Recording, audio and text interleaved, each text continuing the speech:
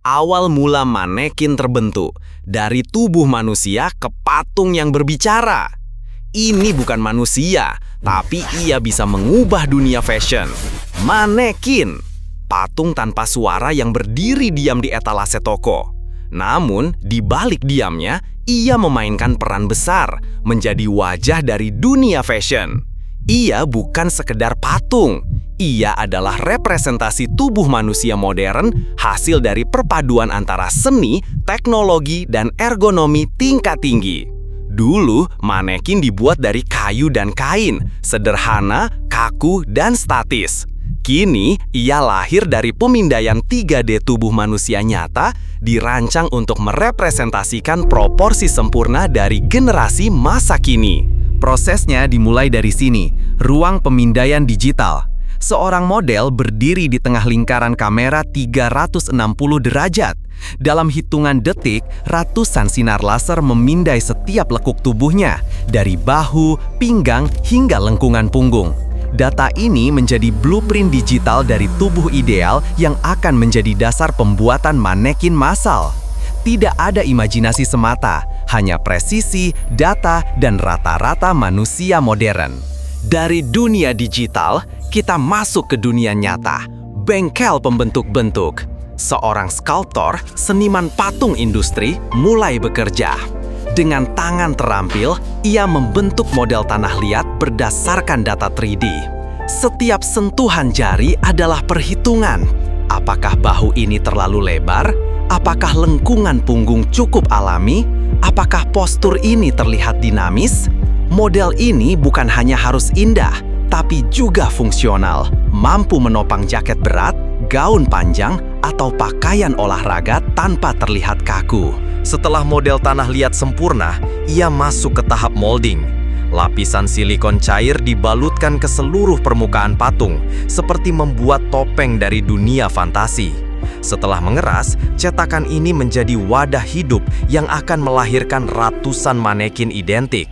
Tetapi ini bukan proses kali jadi. Cetakan silikon hanya bisa digunakan beberapa kali sebelum diganti, demi menjaga presisi mutu. Di pabrik modern, otomasi mengambil alih. Lengan robotik menyusun bagian-bagian cetakan dengan presisi mikron. Tidak ada ruang untuk kesalahan. 1 mm saja menyimpang, bentuk tubuh bisa terlihat aneh. Lalu, resin cair dituang ke dalam cetakan. Bahan ini dipilih karena ringan, kuat, dan mampu menyerap detail halus, termasuk tekstur kulit, garis otot, atau lekukan wajah. Setelah mengeras, manekin dikeluarkan dari cetakan. Permukaannya masih kasar, maka dimulailah proses finishing manual. Dipoles, diperiksa, diperhalus, lalu dilapisi dengan cat primer khusus yang tahan UV, agar warnanya tidak pudar meski terpapar lampu toko selama ribuan jam.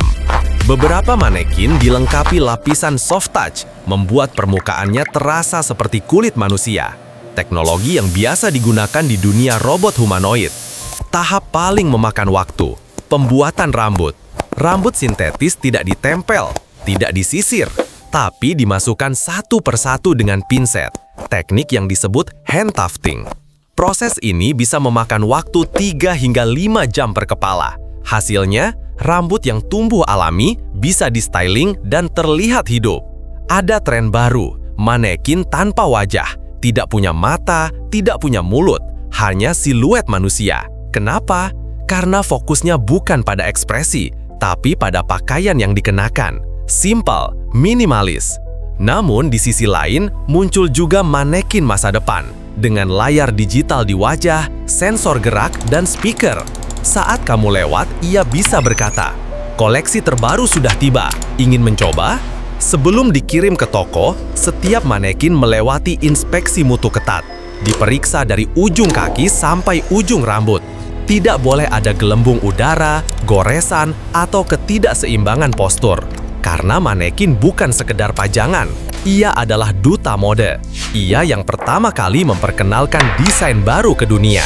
Dari tubuh manusia, data digital, cetakan, resin, finishing, inspeksi, toko.